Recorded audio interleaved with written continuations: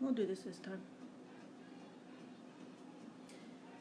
Hi folks, it's Kookum's Cooking Corner. We're going to make some hangover soup today. I'm going to start off with a smudge today and a prayer.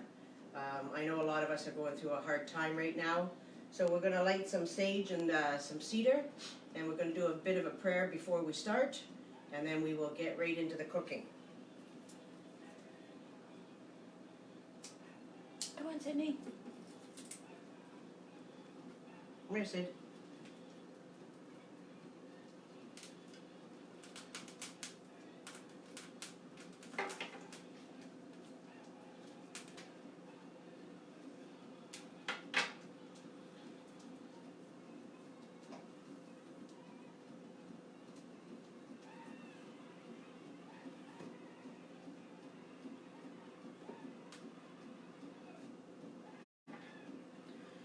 Tansay skini community sina kasun maingando dam Patakup, Saskatchewan, Eskazoni Nadunjaba.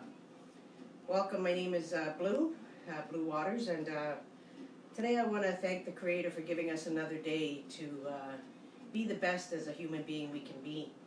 I'd like to ask those ancestors gone on before us and those ones yet to come to each and every one of your families to help take care of you during this time of sickness. For Indigenous people, it's always been since the beginning of time that we look to the Creator and those ancestors for help when we're having a difficult time. I know some communities have been going back to an old practice of lighting fires at their homes in their backyards during this time to send up their tobacco offerings and prayers. And one of my work colleagues, Peggy Pitawanakwat, is doing that for us today. I spoke with her, and she is putting some tobacco in the fire for all those that will be watching this today, so that the Creator and the ancestors can take care of their families, keep them safe and healthy, keep that sickness away. So I'm asking today as well that those ancestors and the Creator take care of each and every one of you. And thank them for allowing me to do this little part that I can to help out people during this hard time, to show them some practical cooking skills, being able to stretch their dollars, because we know that times are fearful right now. We don't know where our monies are going to come from. A lot of us have had jobs canceled. So we're trying to help out everyone by showing how to cook family meals, kind of like on a budget. This is the one version we're going to be doing today of hangover soup is basic one. Some people can modify this in whatever way you want to. We'll get off with that in a minute. But I do want to offer this smudge and give everybody a virtual smudge out there so that we cleanse their body, their minds, and their spirits.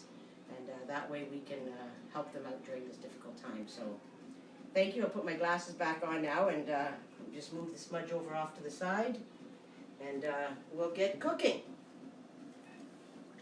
So we're going to start off with washing our hands again as usual before we cook anything for anyone.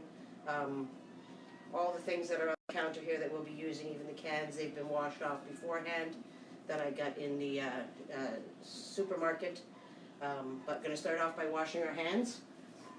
Again, I have some nice soapy water here that has a little bit of Javix in it, because you know, a little bit of Javix never hurt anybody. On the counter you'll see in front of us the items that we'll be using. Starting from the left side, which will be where the meat is, with an onion there, salt and pepper, a little bit of oil, some garlic. I had a butternut squash that I wanted to add into this, so that's going to be thrown into the soup. There's a package there of Giant Value, which is beef stock. I picked that up at Giant Tiger, and it was a really good price for about $2.50. You can make quite a bit of soup. I also have some OXO cubes in behind that, which is another method of using. You can also use soup mixes, soup stocks that come in Tetra Packs. So there's many versions that you can use for this. Beside that is some mixed vegetables, frozen mixed vegetables. Sorry, and beside that, the elbow macaroni. And then beside that, the sliced tomatoes. which can also be diced tomatoes or whole tomatoes, whatever you choose to use. Now I'm making mine with ground beef, but you can also make this with turkey, ground chicken, ground pork. The whole point of this is just to use whatever you like, and if you're a vegetarian, you don't even have to add the meat into it, so it's more like a vegetable hangover soup. Some people are gluten-free, I understand that. You can get gluten-free pasta, because I know somebody mentioned to me today that they don't eat meat and they don't eat, they're gluten-free. So, you know, depending on your finances, your medical needs, this recipe can be tailored towards that. There's no wrong way of doing it. This is just the way that I've learned how to do it, and it's an easy, simple way using cost-efficient supplies. There's no judgment on anybody. We all know our bodies and know what we need to eat. You can substitute different things for this. If you didn't want to use pasta, you could use potatoes. Some people could even use quinoa or some of those other substitutes, rice maybe. So there's no wrong way. My friend Terry is videotaping this for me today, and so if there's any questions that you have, we'll get her to read them off as well. But welcome everyone, and thank you for tuning in. I hope this helps you out, and I hope this brightens your day a little bit with a little bit of social interaction, even though we're not in person. But we will start off. I'm going to put a little bit of oil in the pan because I don't like my hamburger to stick.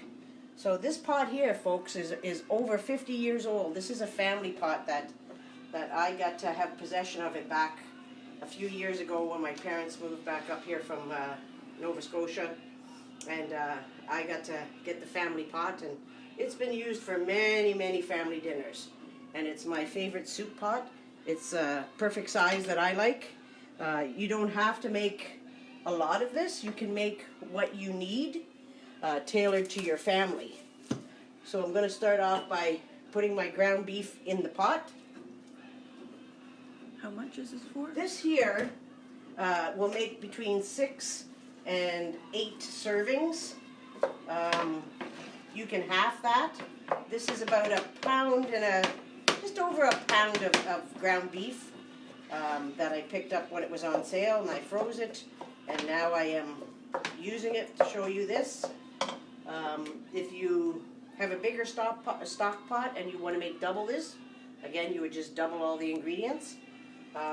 There's only one of me and my buddy Terry, who's here right now, so it's going to take us a few days to eat all this. So I'm sprinkling it with a little bit of salt. I know some people found that the bannock that the fry bread we made the other day was a little bit salty. So do judge for yourself how much salt you want to put in this food. Again, it depends on your medical conditions. I've just put a palm full of black pepper. I happen to like it, so I put that into the pot here, and the pot is on high to get that beef frying. And then I'm going to cut up our onion, because that's got to go in there, and it's got to be cooking while we're doing this. So again, thank you for everybody who's tuning in and watching. You'll get to see my great knife skills here, which are... Dawn says, "Hi, Mom, you make my day." My daughter said hello, so she's tuned in. Brighten my day, Ma. She told me she brightens her day, and she's going to be making this, I know, using ground chicken, because she messaged me last night and told me that she's going to be cooking along and making it with ground chicken, which is perfectly good. I don't know, I guess I just like that meat taste. I'm a hunter, so the taste of meat is really good for me. Some of you may have seen I put a post on yesterday or the day before, even with using squirrel. So I got a few comments about that one, but you know, for Indigenous people, Métis people, you know, they lived off the land, used what was available, and you know, it might seem strange to some people eating squirrel, rabbits, different types of food that you don't find in your supermarket, but that was what sustained a lot of people for many, many years. So I don't judge anybody for that. And you know what? You never know with this coronavirus and everything. You know, maybe people that live out in the country don't have access to any fresh meats. Why not eat those animals that the Creator provided for us so that we can have substance? I know there'll be some people who are probably against that saying and think that we should live only on vegetables. My son is one of them, doesn't eat any meats, and that's okay too. So I mean, I think the best thing is for us not to judge each other, put restrictions on each other, and just try and live to be the best human beings we can be. So the last time when we made fry bread, I told you about my little otter paws. So today we're going to have eagle wings. So today we're going to swoop in with our eagle wings and pick up this onion and put it into the pot. So here we go. We're sweeping in with our onion wings and dropping it into the pot. Trying to get a little call out there to all those animals and give a little bit of recognition to them. That eagle being the one that flies closest to the Creator, carrying our prayers up. So Phyllis says she loves rabbit. Oh, thanks, Phyllis. I'm glad you like to eat rabbit because it's a very lean meat, very good for us. Those that might have high cholesterol and need to have limited fat into their diets.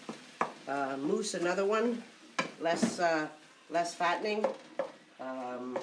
Deer, caribou, elk.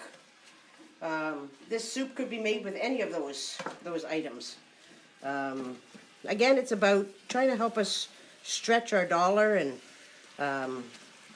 make our money last a little bit during this time when money might be getting a little bit tight for people. And one of the great things about making this soup is you can keep your containers. Yogurt containers are great. That you could make a pot of soup if it's just you or you and someone else in your family, and then you can freeze it, put it in your freezer, so that when you want a quick meal, you can take it out of the freezer, have it defrosting in your fridge, throw it into a pot, heat it up, and you've got your hangover soup for the next day. So these are things that will feed a family for a family dinner night, or be able to help people out in the way of preparing for later on in the week. If you were to do a couple soups or a soup and a pasta sauce and something else for the week, you could have it frozen in your fridge, and you would only need to cook for one day out of the week and not have to worry about rushing home or figuring out what you're going to make. Kind of plan. Indigenous people, we always try to think a little bit ahead, not too far ahead, but a little bit ahead, and try and figure out how are we going to get the things that we need to survive. How are we going to be able to provide for our families, because we know that our families are the most important thing. I had some calls earlier this week from some people, and they were really panicking in this time, not knowing what's going on with the COVID virus, and I really stressed to them that we have to slow down. We have to slow down and focus on our health and our wellness. All the money in the world isn't going to make us healthy. Being stressed is going to just aggravate our body symptoms that can happen. Nervousness, upset stomachs. It even causes things like shingles. When our bodies are stressed, it responds in that way of saying, hey, something is wrong, pay attention. And we really need to recenter ourselves, ground ourselves, go back to the things that are important. Family, friends, love, compassion, kindness. This is what we have to do in these times, and it is kind of hard because we're not used to these things, I mean, some of us never had a lot growing up, but we always had lots of love, and we always made do with what we had. Or maybe food was comfort food in a good way, if by sharing and that, right? That's true. For a lot of people, showing that love and showing that caring is providing for people that ability to come in and share a meal, sit down together, share friendships. We know at this time we can't do that because we're in isolations and not to be within 6 feet of each other. But when this is all over, I hope that we can... I'm getting a virtual hug here. We know that when this is all going to be over, we will be able to have family come in and friends come into our homes and sit down and make this kind of a meal for them.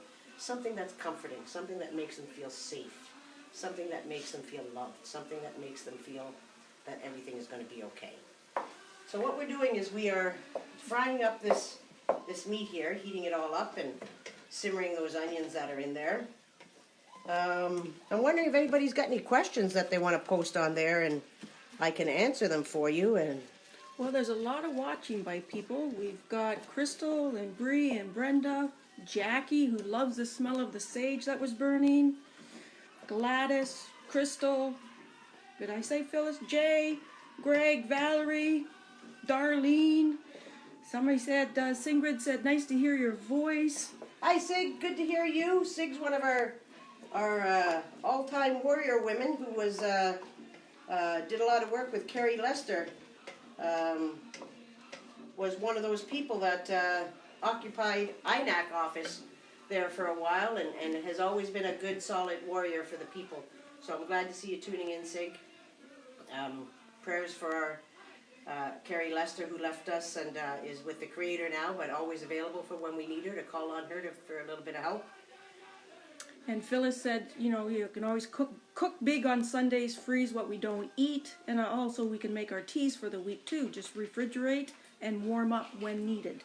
Oh, great idea, Phyllis. Thank you for that. I'm glad to see people are responding on here. We need everybody's gifts to get through this hard time. Some people have the gift of listening. Some people have the gift of speaking. Some people have the gift of cooking. Some people have the gift of gathering, hunting. All those gifts that make us healthy communities. It's good to see us coming together in whatever way we can to share and learn and to help each other out. Because we know that this is all new, right? This is like a new board game, and we're all trying to figure out how to play it. And we don't want anybody cheating, though, right? So stop going out there and taking all that toilet paper. Mm-hmm. And I want to let all the Indigenous people watching know that ever deadly you are. It's so good to see you, in the words of Smudge Pan, right? Ever deadly, these people that are out there watching this Facebook Live. Indigenous people and all people use laughter as a medicine as well. So I want to remind you to laugh, right? Not everything is that serious.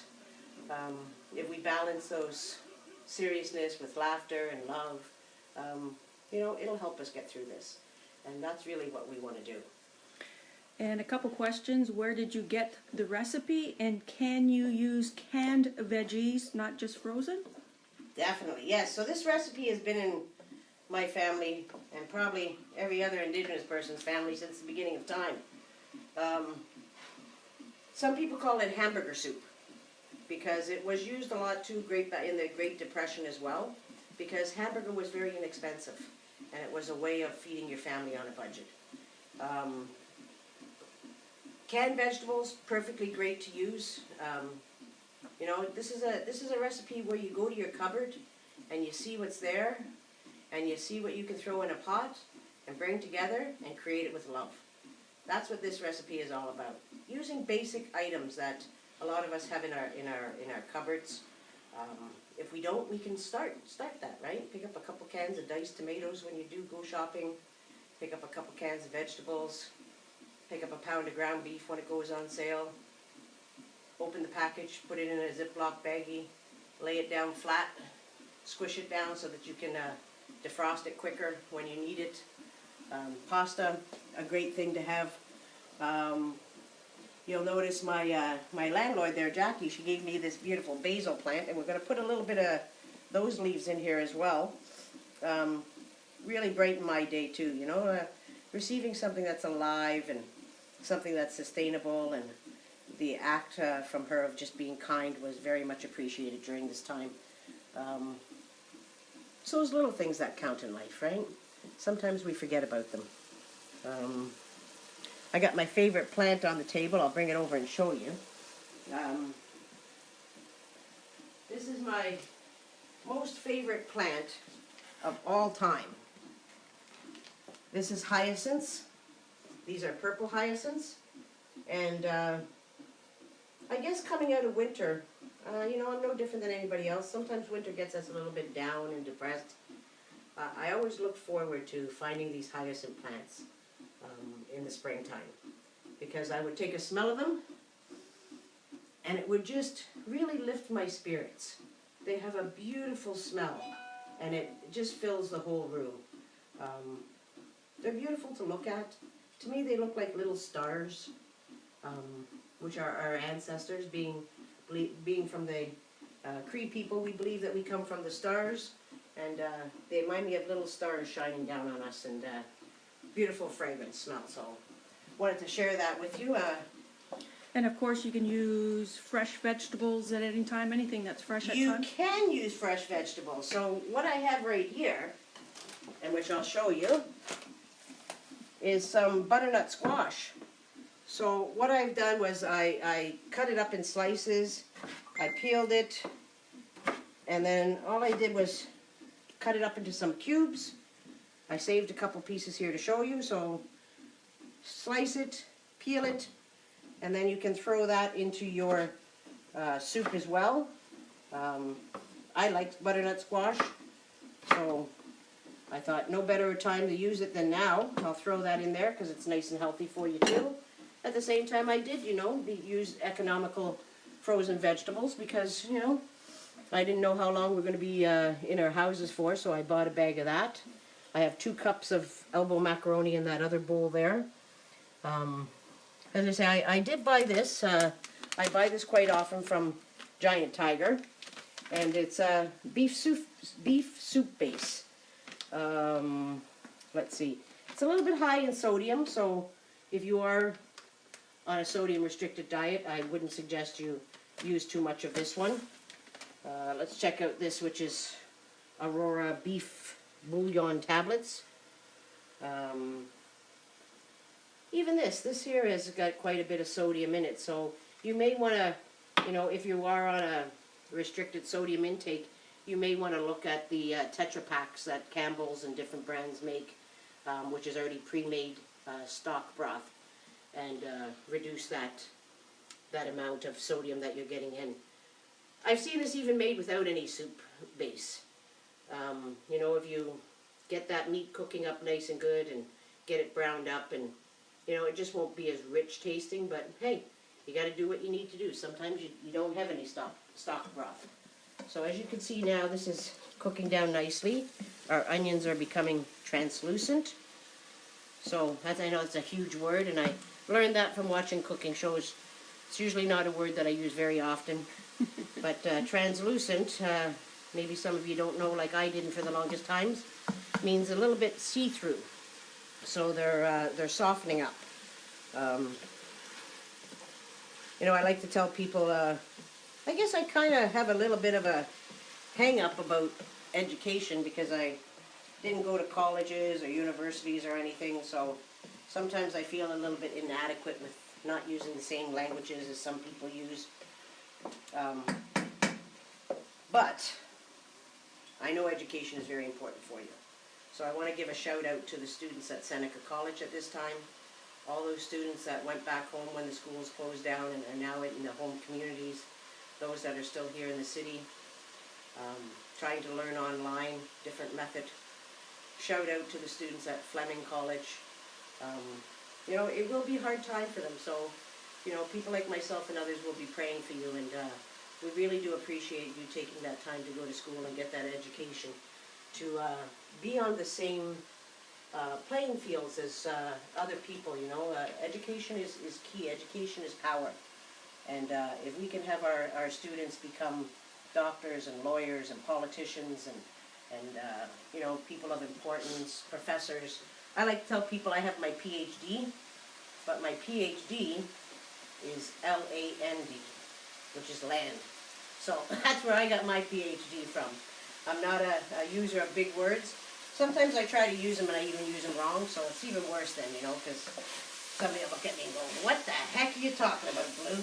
That's not how you use that word. But, you know what? I try, and I'm sure all of you try as well. And as I said earlier, we all have different gifts, and obviously mine is not the gift of education, but it is the gift of gab, because I can talk. I just don't use too many big words besides translucent. So this is cooking really, really well. So what I'm going to do now is I'm going to add a little bit of garlic into this because I do like my garlic. I buy this from, this is from the Superstore. You can get it from No Frills and Fresh Go as well. It's chopped garlic, and it comes in this big container which lasts you for quite a while. I just take a teaspoon. I put a nice big heaping teaspoon in here because I do like the taste of garlic. If you don't add it. So this will last you for quite a while. Good for families. You can use it when you're making your pasta sauces, stews, garlic bread. Multi-use and big enough to use. So I'm going to take a couple sprigs from this basil plant. And the same way like we pick our medicines, I'm not taking them all from the same space because I don't want the plant to look like I gave it a bad haircut. So I'm just going to give this a little rinse under the tap, and I'm going to slice it up in some ribbons, and I'm going to throw it in with that meat.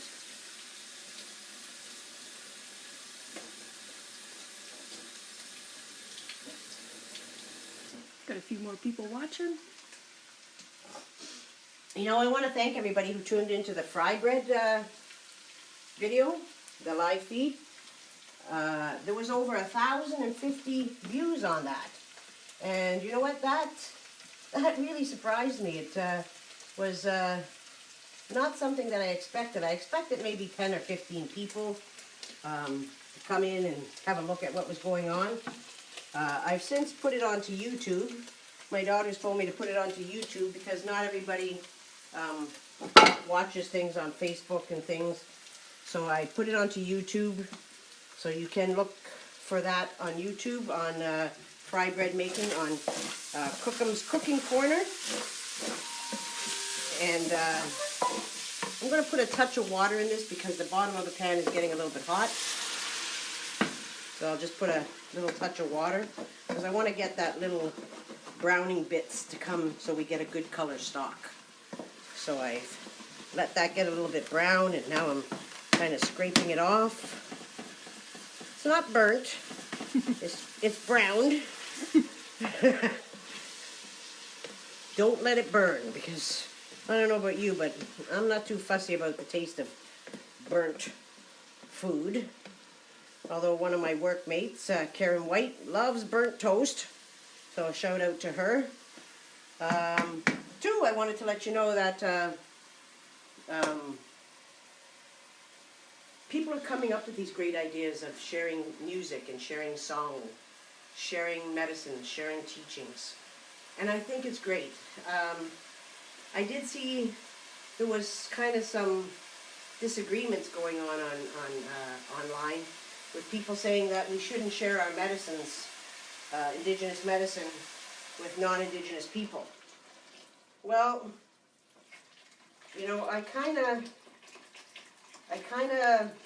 don't agree with that. And it's okay if you don't agree with me, but our medicines are no different than a doctor's medicine. Well people do not go and see a doctor. Sick people go and see a doctor. And they go see that doctor because they need help.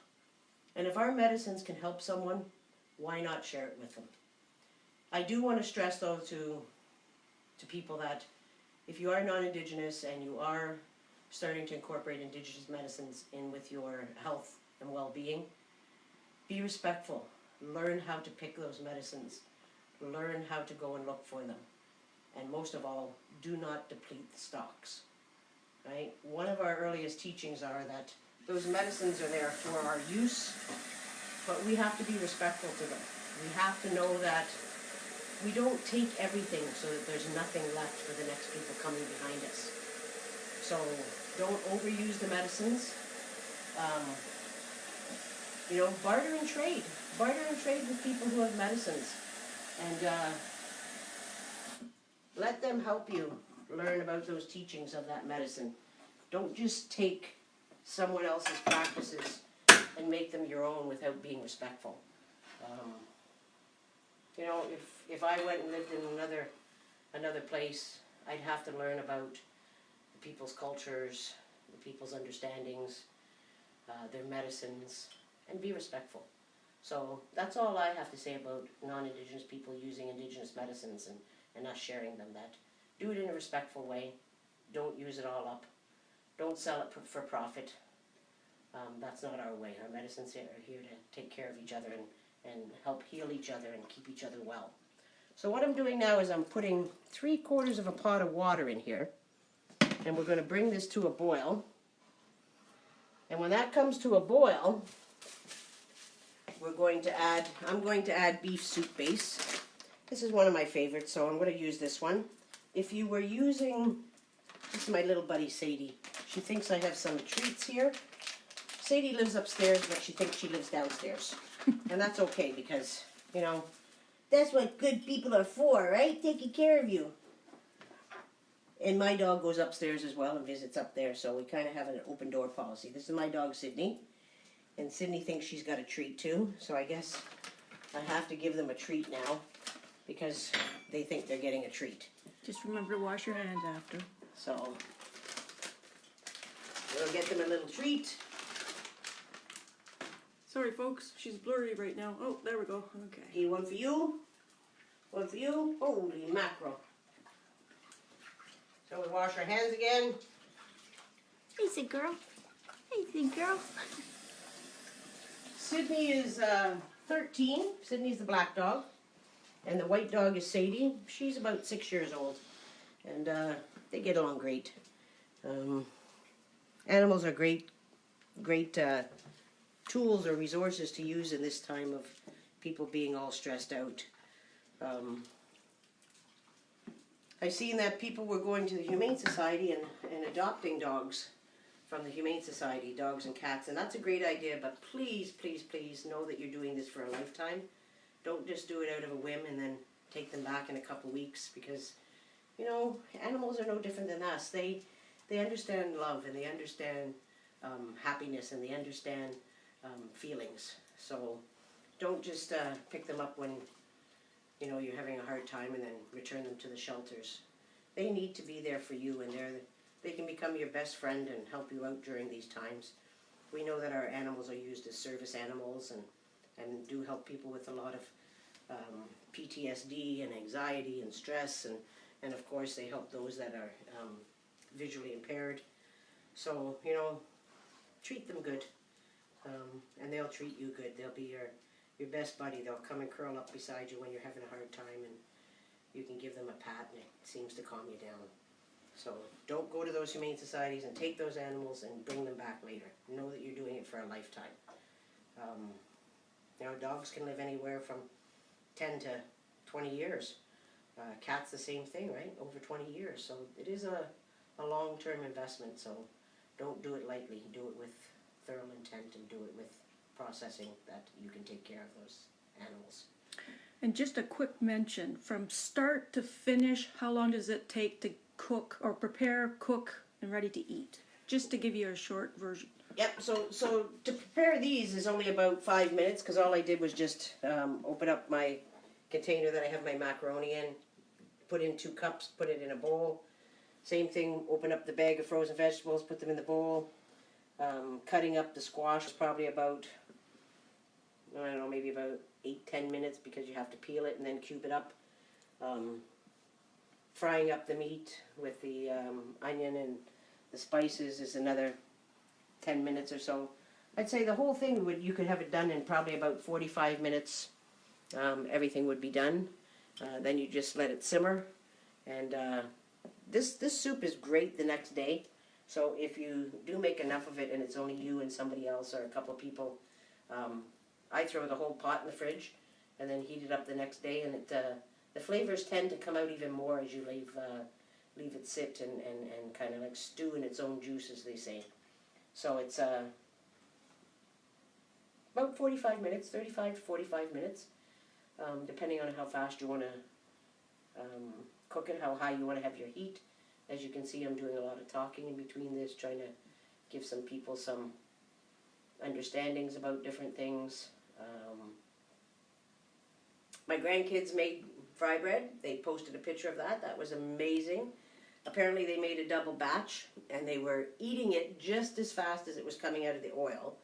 And so for dinner that night, that's what they had, was fry bread with butter and jam. It was good to see that. People have sent me pictures of their fry bread, which is great. I'm hoping you're going to like this recipe. On Thursday night, I had a friend of mine, and we called each other Potato Head. And why we called each other Potato Head is because we were at a powwow when we were doing the potato dance, which is two people put a raw potato between their foreheads, and they have to dance around without letting it drop to the ground. And she sent me a message today, my friend, and she said to me, how about making some chicken stew with dumplings? And that's what I had planned to make for Thursday night, was chicken stew and dumplings. So she's going to be real happy. She's going to tune in for that. So there's a shout out to Potato Head from the other Potato Head. So now I'm going to put some stock in. And so I'm going to use my tablespoon. And I'm just going to sprinkle it in. This will give you a nice brown color as well. I'm going to try 4 kind of heaping tablespoons. And then I'm going to give it a little taste.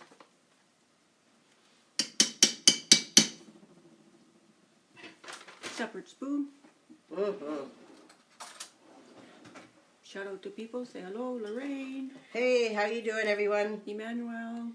Emmanuel is there. So Yeah, Emmanuel hello. Gay, is that Emmanuel Gay? Yes. Emmanuel Gay is from Quebec. That is grandmother Penelope's grandson from the National Enquiry. An amazing, amazing man. Thank you, Emmanuel, for watching.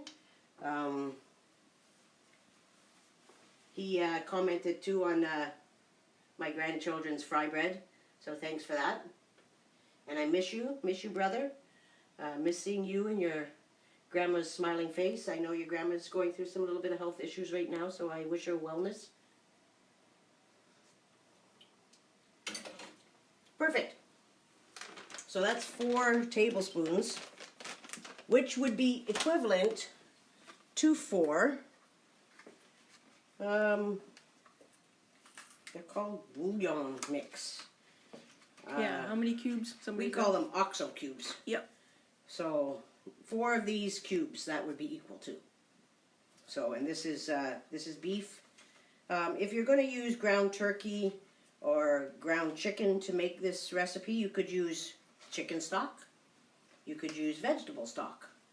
If you're going to use pork stock, same thing. So you can, pork meat. So pork meat, chicken, ground turkey, ground beef.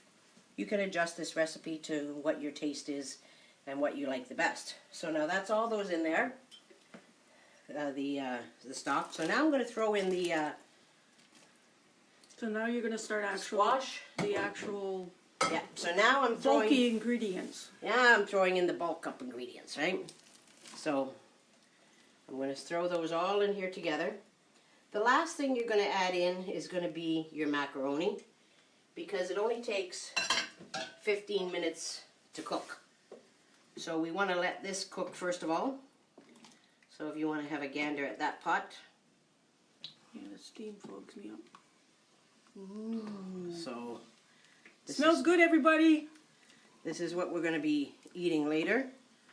Going to let that boil there for a little while.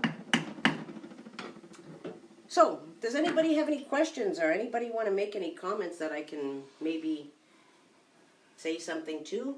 Somebody said that they shared to a group, the Indigenous Motherhood group.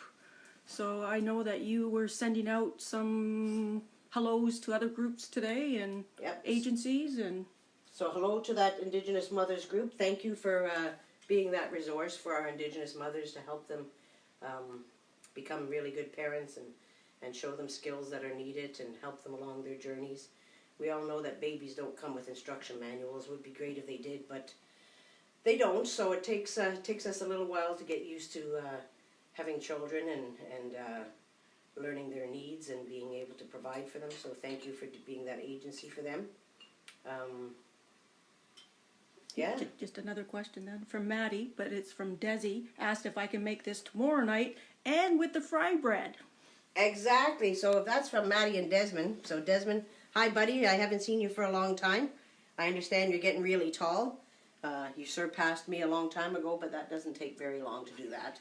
But yeah, Des, you can have this with fry bread. So I know you help your mom cook. So maybe you might want to make a new batch of fry bread and make this tomorrow with Mom, and you'll be able to see it. I'll keep it on my Facebook page, and I'll also put it on YouTube so you guys can watch it at your convenience. But that would be awesome to have with fry bread. There's nothing better than dumping fry bread into this stew, into the soup, I should say. It's not a stew, and having that little bit of comfort food in your belly. So thanks, Des, for the question, and hopefully we'll get to see you when all this is over, and we can have a good visit. Your mom and I can have some coffees and sit down, and we can talk with you and maybe play a game or two. Maddie says, thanks, Blue. May wants to see your eagle wings again. Oh, somebody wants to see my eagle wings. Here's my eagle wings.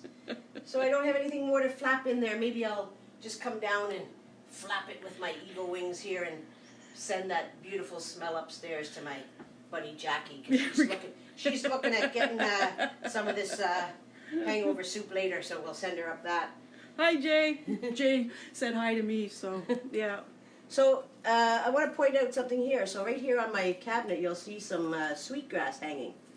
And so we, well, not me, but my friend Terry here. Yeah, but you planted it. You and how it started, right? You planted this. I planted this outside in my backyard, and I harvested it before the in the fall. And so I had this sweetgrass, these blades of sweetgrass sitting around. And so when Terry came over, you know, not every Indigenous people practices their culture and has those teachings and understandings. And my friend Terry, who's from Rainy River First Nation, you know, she didn't grow up with those teachings and never learned to braid sweetgrass. So when she did come over, you know, I said, hey, why don't we teach you how to braid some sweetgrass and give her those teachings of, you know, putting in those thoughts for the past, the present, the future, for body, spirit, mind. And she sat down and she braided that sweetgrass, and so this was her creations of getting back in touch with her culture, reconnecting with those blood memories that are in her body, and relearning this way of preserving our medicines and having them for the future to be able to use. Yeah, not every Indigenous person grew up with teachings and culture and has those understandings, goes to ceremonies. We know that colonization really played a number on the Indigenous people with the influx of different religions and the takeaway of people's Indigenous cultural practices. So a lot of people are relearning their culture now and relearning their ceremonies and learning teachings and following those traditional ways. And I think it's beautiful, and I think we really need to support each other with that, because, you know, it doesn't matter if you're 3 years old or 83 years old, right?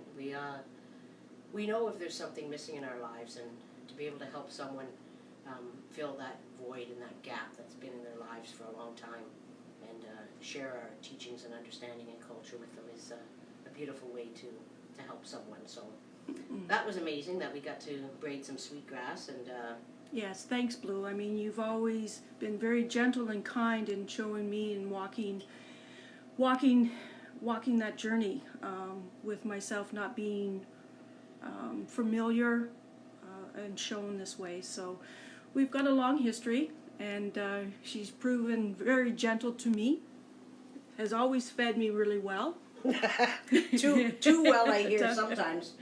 So yeah, anyways.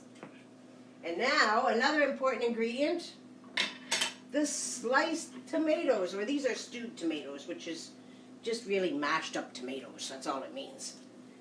So we're going to throw them in. Juice and all. And as you can see, that's why I said to you that we're only going to fill this up 3/4 of the way full with water. There's something wrong with this pot, I have to say, because every time I use it, it magically increases and increases and increases. Next thing you know, I'm getting another pot out, the next size up. I don't know how that happens, but I find that this pot seems to just keep growing and growing and growing. It's the magic soup pot. And so these chunks of tomatoes are here too, just to give us, different vitamins. And I think that's what our family members knew back a long time ago, that, sometimes in the middle of winter you can't get tomatoes. And it wasn't always affordable to a lot of people. So this was another way of you getting some of those nightshade plants, minerals and vitamins, by having them in a canned form. Not always is fresh fruits and vegetables available. I seen that when I was up in Iqaluit this last year with the National Enquiry. I was kind of sick up there, and I had to go to one of the grocery stores. They only had 2 grocery stores there in Iqaluit, and I had to pay $6.95 for a bottle of Gatorade, a regular bottle of Gatorade that you would just pick up at a variety store for $1.99. And I seen the prices of food costs up in our remote northern territories and spaces, and it's ridiculous. $63 for a 24 case of water, $65 for a small pot roast. I think as Canadians we can do better, and we can advocate for those First Nation, Métis, Inuit people living in those remote communities where they're being gouged for food prices. I think as Canadians living in cities and more city areas, we can do more. We can, we can petition places to, drop those prices and somehow work out getting food so that they have some food sovereignty up there, and they have some food stability where they don't have to pay an arm and a leg for groceries. I can't imagine having to pay $65 for a small little roast to feed your family. $7 for a head of lettuce. It's crazy. Those are those injustices that exist in the world, and hopefully, as a Canadian society, we can write letters to our members of Parliament and letters to those big food distributors. Give our northern brothers and sisters a break in the food costs. I find something really ironic right now is that gas is at probably about 65, 68 cents a liter, and we can't go anywhere. When we didn't have this quarantine going on, gas was up to $1.14 a liter here in Ontario, in Peterborough, and now that we have the quarantine on, we're almost hitting down to 65 cents a liter. So I hope everybody has the availability to go and fill up their gas tanks and be ready for when we can get back out there in the world and get some gas at a half-decent price. It just goes to show you that how much, how much those that have money are making money off of those that don't have money. Those are those inequities in the world and those injustices that we all have to fight for. Fight for housing, to have housing for people, to have food sovereignty for people, to have the opportunity to work, opportunity to thrive, equality in being treated in medical care facilities. We could focus on all the bad things out there in the world, but we do have to focus as well on all the good things out there in the world. I have a question. Yeah. Phyllis is asking, do you know how to make our green tomato spice? As in like a chutney? It's similar to something being pickled. If you're talking about like green tomatoes that are canned in the jars, yes, I do, and I can send you the recipes for that. So that's if you're talking about like jarring green tomatoes, and you use that as an additive for cooking. I can send that to you, Phyllis. Send me a PM message on Facebook, and I will send you the ingredients and even do some researching for you and see if I can see it somewhere else, and or just record it for you and get it out to you. And somebody said they still have your Hyde Park goose recipe. Oh, wow, that's going back quite a few years. So that's somebody who I know them from Toronto when I did a lot of work down in High Park and growing up in High Park. High Park was my res, that's what I call it. As small kids growing up there and, doing a lot of, I guess you would call it foraging for foods and learning how to come into our coming of age ceremonies and work. High Park goose was some of the best goose I've ever eaten. I often think of, how the government can help take care of the homeless people by, providing them with that goose meat. Because we know here in Toronto and in Ontario, goose are plentiful. And the grease from that goose is very healthy as well and provides that much needed resources for people. So now we're going to throw in the last, which is our macaroni.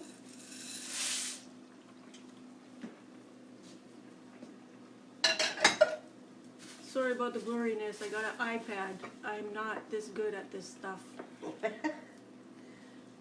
So now our macaroni has gone into the pot. This is the last ingredient. It will cook for another 15 minutes before the pasta is ready. And then what I'll do is right now I'm going to turn it down a little bit and let it simmer a little bit more. I don't want it to overboil. Some say to put a wooden spoon across the top of it, and that stops the pot from boiling over, so I'm going to do that. So you turned it down to? I turned it down to just above medium, so I guess it would be number 7 if you have a dial that has numbers on it. So number 7 on a just over halfway on a dial, yeah. Yeah. So that is how you make hangover soup. I'll take another 2 minutes to see if anybody wants to ask me anything or make a comment, and then we will close off this version of making hangover soup. Valerie mentioned something about green tomato chow chow. Yeah, that's what I was saying. The chutney, that green tomato chutney. Valerie is a friend of mine when I lived on Dundas and Ritchie Avenue. So good neighbor. Really helped me out when I had my knee surgery, my knee replacement back about 10 years ago or so. Wonderful neighbor from Cape Breton. So good people come from down east, come from Newfoundland, the Rock, and from Nova Scotia, Cape Breton. So big shout out to Valerie there. I hope you're doing well and your family's doing great. Anybody else have anything they want to ask or make a comment about? I hope you enjoyed this. Please share it with other people. That's what it's made to do. It's made to help out people. I wrote down here, now it might seem kind of strange, but for me, I'm that kind of person that if you need me, I'm here to help you out. So I wrote down my cell phone, my Facebook name, and the YouTube for learning how to cook some things. So Terry will take a picture of that. If you want to contact me, I'm open to talk with people. If you're having a hard time, I'm here to support you. If I can provide any information to you about something you may be asking, I'm more than willing to do that. Anybody else have anything they want to say? Oh, Greg Butt. Great job, looking so good. I wish I was there. Greg Butt's my cousin from Newfoundland. Yes, love you. Enjoy your soup. Love Sherry. Same thing. Yeah, Greg. So shout out to Greg from Victoria, Newfoundland. So thanks, Greg, for tuning in, and I'm sure you ate this before too, Greg, so you know how good it's going to be after we get to finally put it in our mouths. And did we sample along the way? Or can you sample the food along the way? You can sample all you like along the way. It's a great thing to do, but I was holding back. Trying not to have to wash too many teaspoons. Anybody else have any questions? People are just saying hi, sending lots of love. Well, thanks everyone. So remember, I'm going to do this again on Thursday. I'm going to cook a chicken stew with dumplings. So I will post on Wednesday, which is tomorrow, what you'll need to make that. And then I'll give it a break for a little bit, because otherwise I'll be cooking up all my food and I'll be about 900 pounds by the time I finish doing all these videos. So I'll give it a break then till the next week. Or if anybody from Peterborough needs something, there's Yeah. some extra food here. Yeah, if anybody from Peterborough wants to stop in and bring a bowl and have some soup, that's no problem, but you'll have to sit outside on the veranda and eat it, because we have to have that 6 feet, six feet of separation. Or take it to your Just like eagle wings. Last picture of my eagle wings. And why is it called hangover soup again? Well, you know, it was a derogatory term used that it was cooked back in the days when people woke up the next day all hungover and they didn't really want to focus on cooking one particular thing, so they took everything that they had in their cupboards and threw it into a pot and fed their families with it, because they were so hungover from the day before. And, you know, that name just kind of sticks, but again, like I say, it's also called hamburger soup. But Indigenous people still know it as hangover soup, and when you say that, hangover soup, kind of brings a smile to their face, because it reminds them of being back with their families and having that care and love and attention that their families gave to them, and it's comforting for them. So we wanted to keep that name hangover soup going. So this has been almost an hour. I hope I didn't keep you too long, and I hope you can make your families. I'm going to turn it down even just a little bit more, just so that you know, so that we're not going to lose a lot of that broth there boiling off. So I'm going to turn it down to probably a 5 on the settings on the stove, so that that rolling boil settles down a little bit, so the macaroni can cook. Thank you all for joining in. You know what, this is how I show my love and care for community, through cooking. It makes me really happy when I can feed someone and sit down and share a conversation. So I want to thank all of you for inspiring me to do this, and to give me that joy that I need during this time of this virus that's going around outside. So this makes me happy. So thank you all, and have a great night, and let me know how you enjoy your soup. And tune in on Thursday for another session of Kookum's Cooking Corner. Take care, everyone. Bye-bye.